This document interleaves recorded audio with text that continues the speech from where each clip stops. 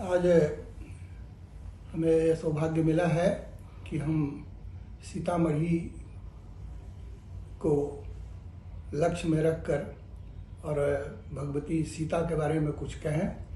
उसमें पुनौरा धाम का और सीतामढ़ी का क्या स्थान है। वस्तुतः सीतामढ़ी नहीं, सीतामही है।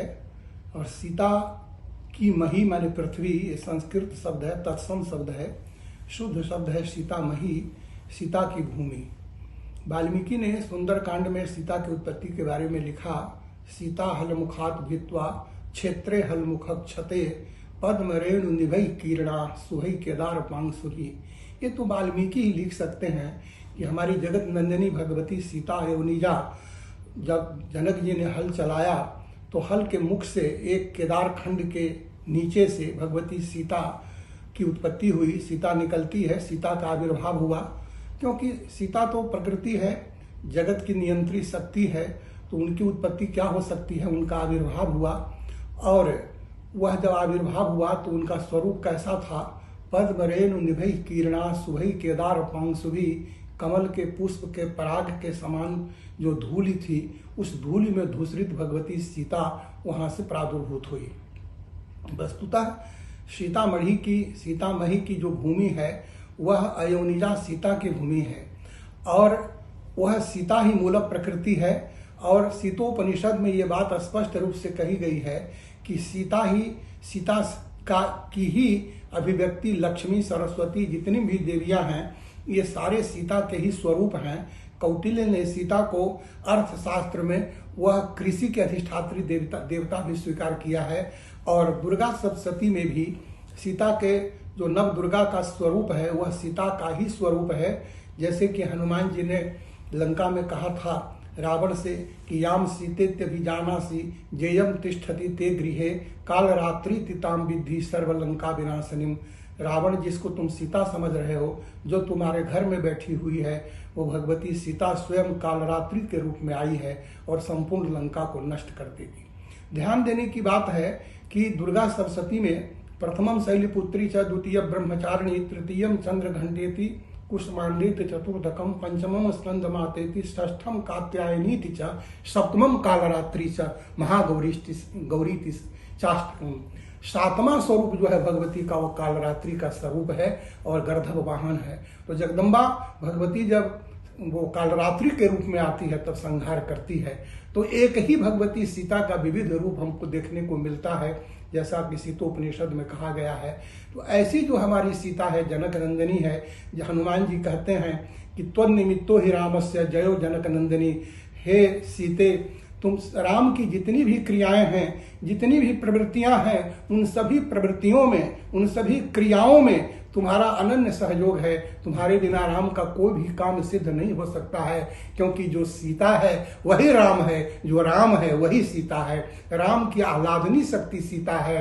वाल्मीकि में सुंदरकांड में लिखते हैं, सीते ति व्याहरन राम, रात दिन निरंतर राम सीते सीते व्याहरन, दिन रात सीता मंत्र का जप करते हैं भगवान राम। वो आह्लादनी शक्ति है। जैसे कृष्ण की आह्लादनी शक्ति राधा है, उसी तरह से राम की आह्लादनी शक्ति जो है सीता है। इसीलिए वाल्मीकि ने कहा परम ब्रह्म परम ज्ञानम परम कारण कारणम। भगवान राम पर ब्रह्म है, ज्ञान स्वरूप है, कारण के भी कारण है, काल के भी काल है। और ऐसे भगवान राम की आह्लादनी शक्ति सीता है। तो सीता के बिना राम की कोई सत्ता नहीं है। जब ये स्थिति है, क्योंकि शक्ति के बिना, शक्ति से ही शक्तिमान होता है। शिव यदि शक्ति से युक्त होते हैं तब उनमें सामर्थ्य आता है, नहीं तो शक्ति से रहित होने पर वो सब हो जाता है।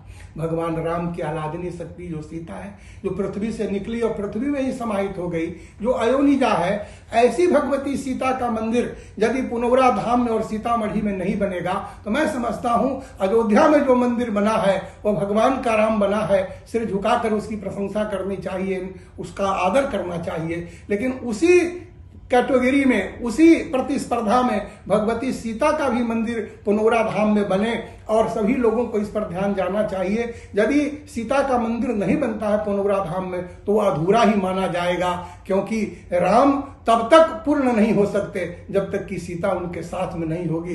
सर्वांग पूर्णा सीता सर्वांग शोभना, वाल्मीकि लिखते हैं कि सीता का वर्णन जब वो हनुमान जी करते हैं तो कहते हैं राम से कि सीता सर्वांग शोभना। सीता का तो सभी अंग ऐसे हैं जो ऐसे शोभायमान है, मैं उनके बारे में क्या कह सकता हूं। तो ये मिथिला की जो भूमि है ये शक्ति की भूमि रही है, आदिकाल से आप देखें ज्ञान की भूमि रही है। और जितने भी हमारे सुखदेव जैसे भी लोग और परीक्षित जैसे भी लोग मिथिला की प्रशंसा करते हैं, सुखदेव भी ज्ञान लेने के लिए मिथिला में आते हैं। ये बात अलग है कि जनकपुर में भगवान राम गए, धनुष का भंजन हुआ, भगवान राम का विवाह हुआ, वहां सीता भगवती का पालन पोषण हुआ, सब कुछ हुआ, लेकिन उनकी जो डीही भूमि है और डीह की भूमि है वह पुनौरा धाम की भूमि है, सीतामढ़ी की भूमि है। तो ऐसी भूमि पर भगवती सीता का दिव्य भव्य और प्रशंसनीय श्लाघ्य मंदिर बनना चाहिए, जैसे मोदी जी का संकल्प है वो बनवा रहे हैं, सब जगह बनता है। तो जब तक भगवती सीता का मंदिर नहीं बन जाता है तब तक राम की जो पूर्णा होती है, राम की जो मंदिर हैं अयोध्या में, उनकी पूर्णता नहीं हो पाती है, क्योंकि सीता और राम दोनों एक ही तत्व हैं। अभिप्राय यह है कि सीता को विभिन्न रूपों में लोगों ने देखा है। दुर्गा सप्तशती में एक पद्य आता है, विद्वान लोग जानते होंगे, शब्दात्मिका सुविमलर्ग जुसाम निधानम उद्गीत रम्य पदपाठ बताम च सामनाम देवी त्रयी भगवती भव भावनाया वार्तासी सर्व जगताम परमार्थि हंत्री। हे भगवती, तुम अर्थ रूपा भी हो। शीतोपनिषद में भगवती को, जगदम्बा सीता को धर्म के रूप में स्वीकार किया गया, अर्थ के रूप में स्वीकार किया गया, काम के रूप में स्वीकार किया गया और मोक्ष के रूप में भी स्वीकार किया गया है। क्योंकि चार पुरुषार्थ है, राम विग्रहवान धर्म, कृष्ण धर्म सनातनम, राम का विग्रह ही धर्म है, कृष्ण का विग्रह ही धर्म है। तो कृष्ण की अर्धांगिनी राधा और राम की अर्धांगिनी जो सीता है वह भी विग्रह, उनका भी विग्रह धर्म स्वरूपा ही है। इसलिए धर्म की अधिष्ठात्री देवता भी भगवती सीता है और अर्थ की अधिष्ठात्री, क्योंकि वार्ता शब्द से दुर्गा सप्तशती में भगवती सीता को निरूपित किया गया है। वार्ता से सर्व जगताम परमार्थि हंत्री वर्तते आत्मस्थिति में लभते जगत जया सा वार्ता। कौटिल्य ने अर्थशास्त्र में लिखा कि कृषि पशुपाल्य वाणिज्य च वार्ता, कृषि पशुपालन और वाणिज्य जो है इसको वार्ता शब्द से कहा गया है। यहाँ दुर्गा सप्तशती में भगवती को वार्ता शब्द से कहा गया है। यह अर्थ रूपा भगवती है, अर्थ की अधिष्ठात्री देवी है। यदि इनका आशीर्वाद रहता है तो जगत में अर्थ नियंत्रित रहता है, और इनका आशीर्वाद जब नहीं होता है तो जगत में उच्छृंखलता आ जाती है। तो स्वयं अर्थ के रूप में भी विराजमान है। और कामोस्मि भरतर सभा, भगवान ने गीता में कहा कि धर्म से विरुद्ध जो काम है वो मेरा स्वरूप है।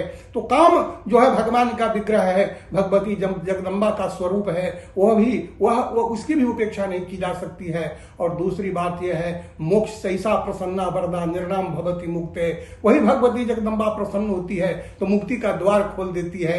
इसलिए मोक्ष स्वरूपा भी हमारी सीता है, धर्म स्वरूपा भी है, अर्थ स्वरूपा भी है, सब तो उन्हीं का है। जत किंचित जगत्याम जगत एकैव हम जगत तत्र द्वितीया काममापरा पस्तता दुष्ट में ये विसंत्यो मदभूतया।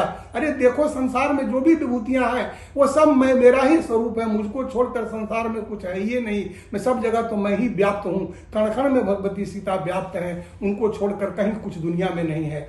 इसलिए ऐसी जो सर्वांग शोभना और पूर्ण व्यापनी जो भगवती सीता है, उनका यदि हम समर्चन नहीं करते हैं, उनका अर्चन नहीं करते हैं, उनका भव्य दिव्य मंदिर यदि पुनौरा में नहीं बनता है तो मैं समझता हूँ मिथिलावासी का यह सपना जो है अधूरा ही रह जाएगा।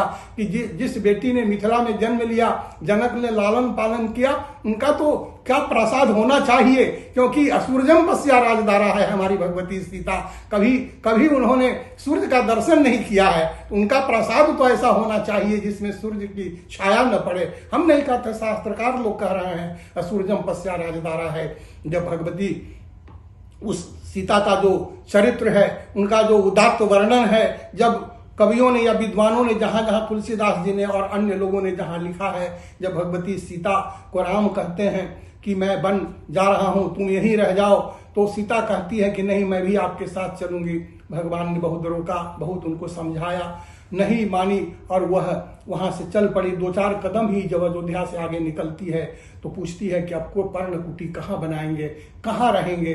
भगवान राम के जीवन में आग से कभी अश्रुपात नहीं हुआ था। भगवान राम रो पड़े कि 4 कदम चलने के बाद ही पूछ रही है कि आश्रम कहाँ बनाएंगे। अभी न जाने कितने दुख और कष्ट आने वाले हैं कि मार्ग में क्या क्या कष्ट होंगे। तो रामासुरः कृतवती प्रथमावतारम, भगवती सीता ने राम के नेत्रों से आंसू को प्रवाहित कर दिया।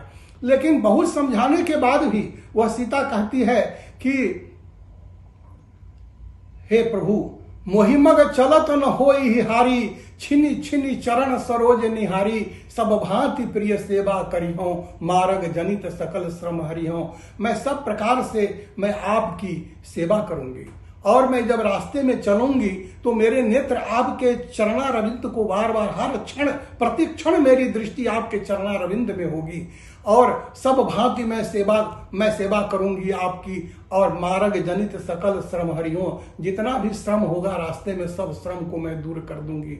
ये वचन तो भगवती सीता का ही हो सकता है। ये सीता और सावित्री की भूमि है, ये भारत सीता की भूमि है। ये पति के प्रति कितना बड़ा सम्मान है, पति के प्रति कितना आदर है।